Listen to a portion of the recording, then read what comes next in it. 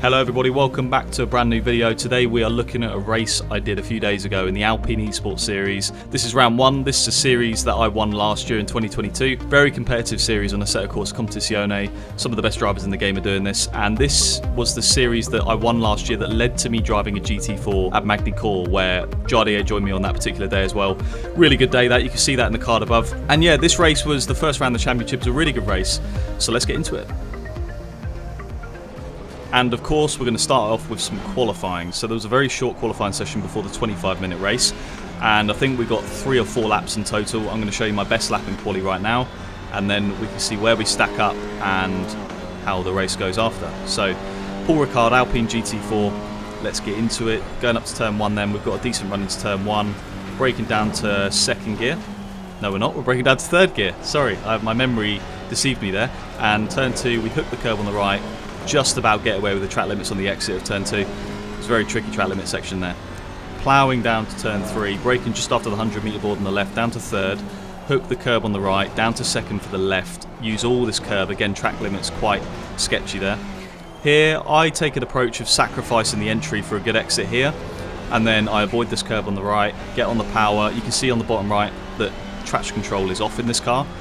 I think with most GT4s in this game that appears to be the quickest way to drive them, so yeah, it's you got to manage it though. You can't just have loads of lock on and, you know, put loads of throttle on at the same time. You'll just lose control. So there is a certain technique to driving this car that's slightly different to, say, the GT3s, but I like it. It's a very fun car to drive. You know, it's not the quickest, but it is quite fun. So obviously a very long straight. We're hitting 262 kilometers an hour here, where it actually hits the limiter. So that's quite an interesting thing in the race. For this fast right-hander down to 5th, again track limits we're really close to being off track there, to be honest, on the exit. Just got away with that. And then this long double right-hander, you're sort of in 3rd gear, trying to keep the minimum speed up with the throttle, and then just planting it as soon as you see the exit, just get on that throttle.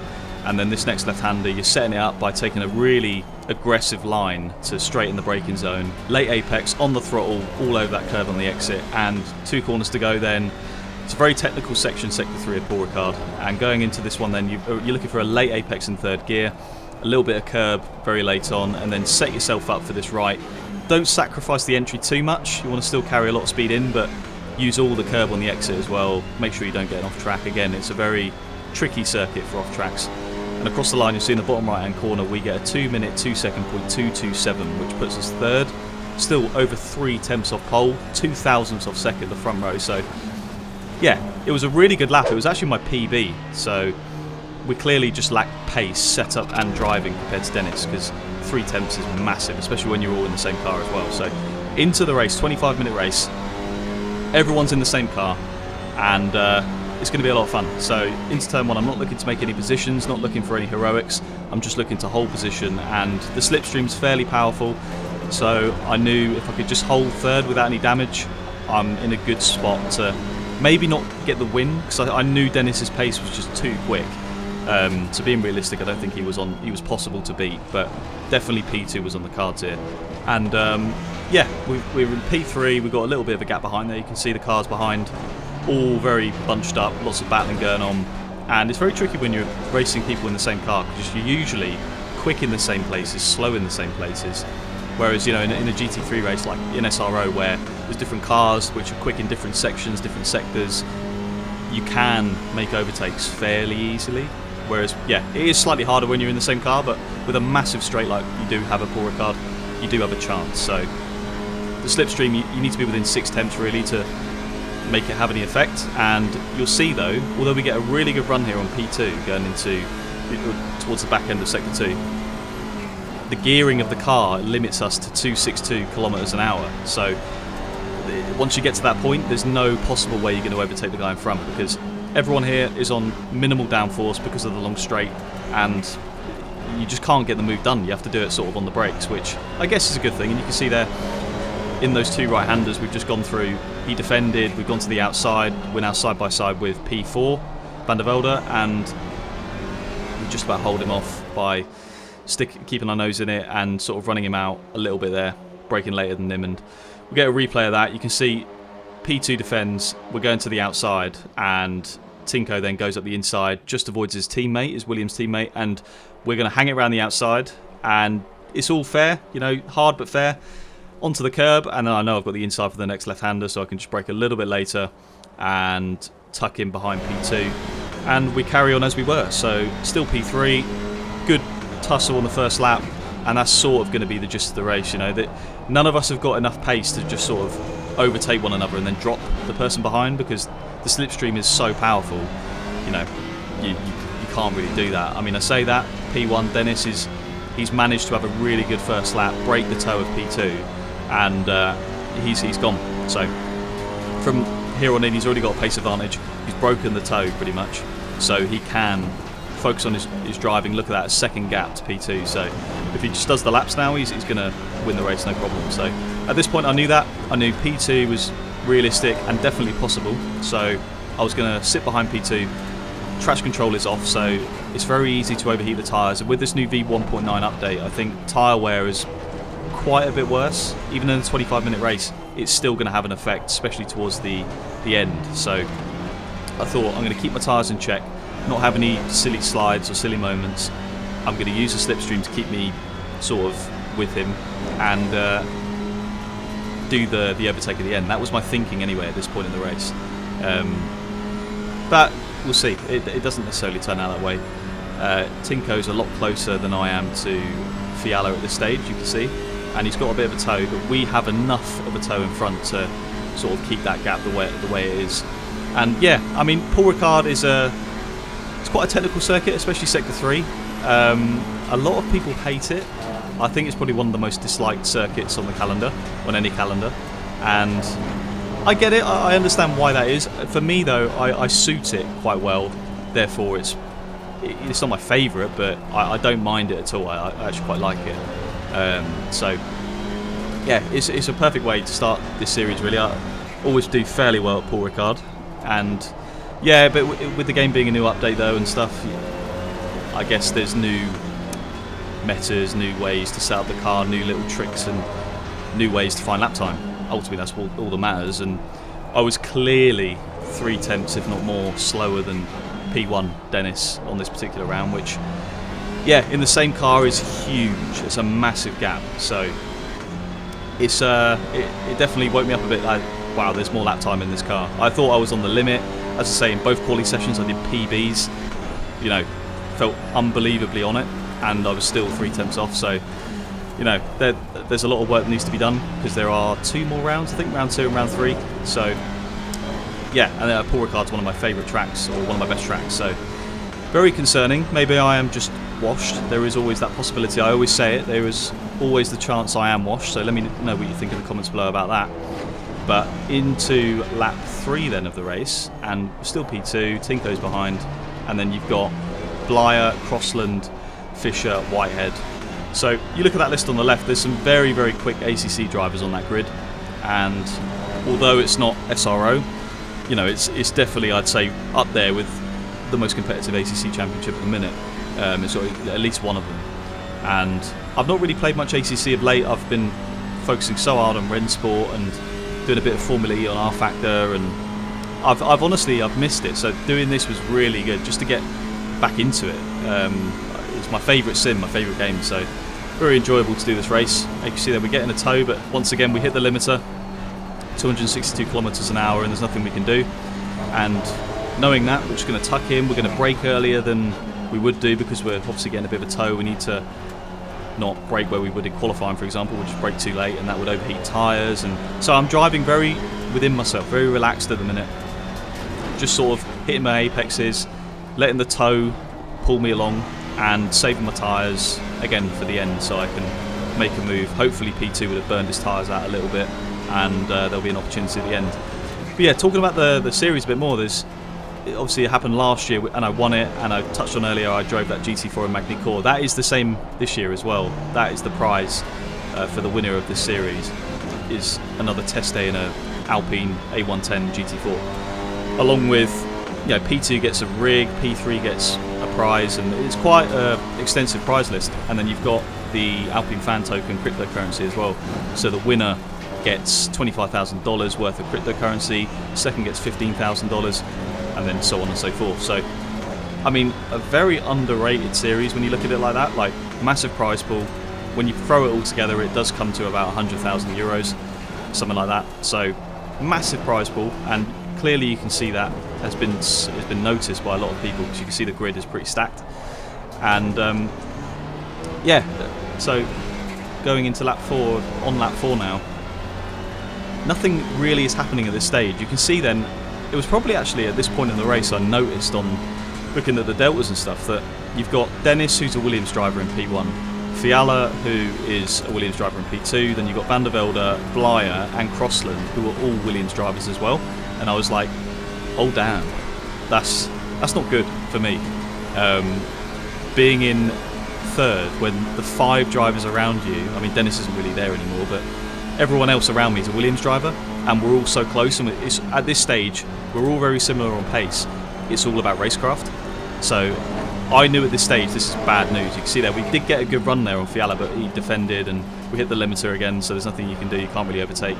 I'm just hoping at this stage he makes a mistake, but we're so close. And the thing is, and you'll see it later in the race, is when, or knowing you've got teammates all around you, you know that they're not fighting each other.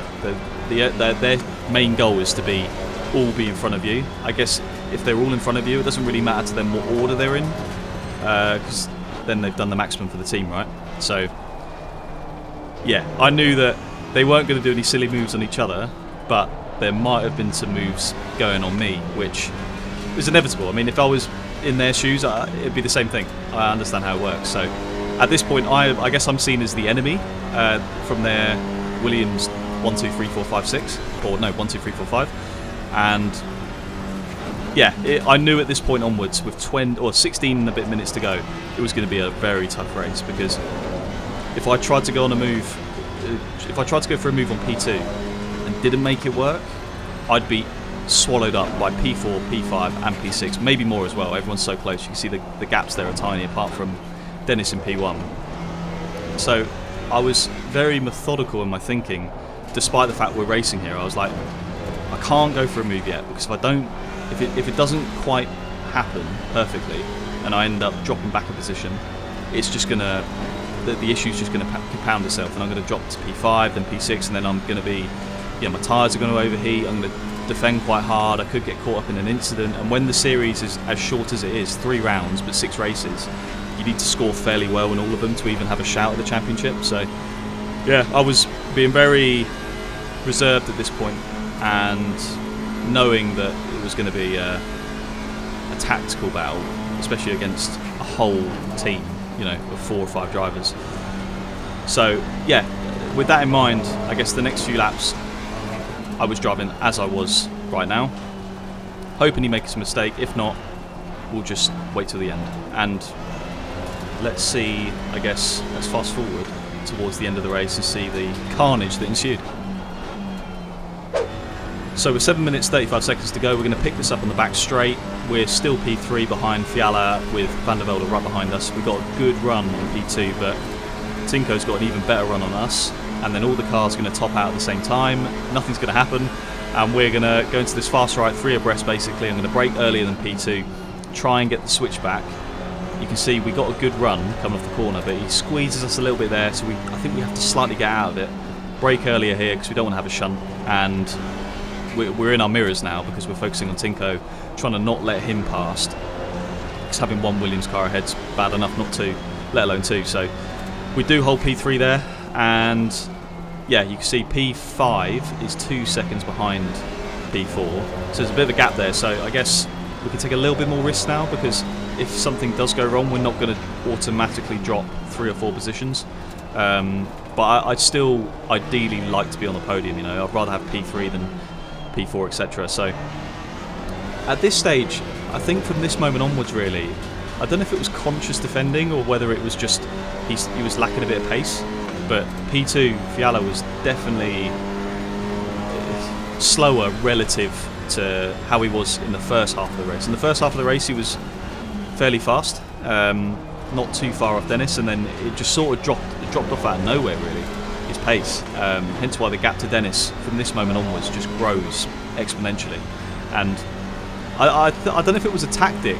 In my head at the time, I was like, oh, this is a tactic to back me up into the other Williams guys, but I don't know. I think he maybe said to me that he was just lacking a bit of race pace or something. Maybe he burned his tyres. I don't know. So it was frustrating because it was hard to overtake, but he was quite slow in certain corners. It was backing me up into Tinko, Blyer, and all the rest. So it was at this moment I was like, right, I need to get this move done.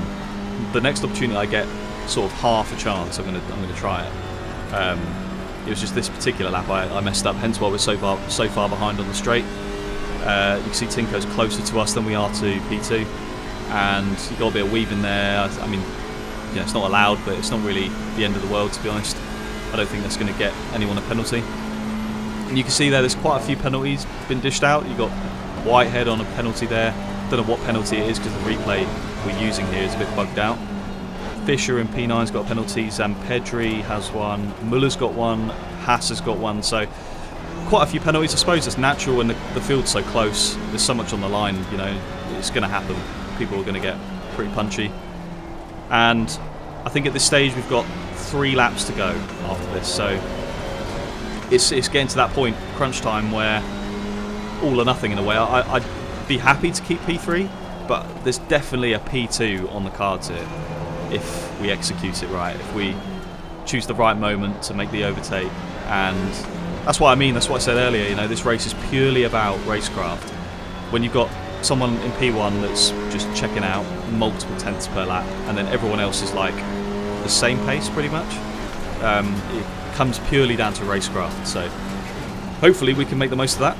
And you can see there in the bottom right hand corner then, just for a bit of information while we're waiting for something to happen here, you've got TC off, ABS 1, which is quite a low setting, probably too low in hindsight, brake bias at 55, and then you've only got 1 engine map. So very similar settings actually to what I used last year when I won the Alpine Esports Series. I mean, this car, 360 brake, it weighs just over a ton? It just weighs over a ton, so it's quite light for a GT car, and you can definitely feel that. From the few laps I had in real life, it's a really nippy, quite good in the corners, probably a bit gutless on the straight GT4 car. That's the way I saw it anyway. It's a very fun car to drive, real life and the sim. It's a nice car. So going down this straight then, knowing there's after this lap 2 laps to go, Tinko gets another good run.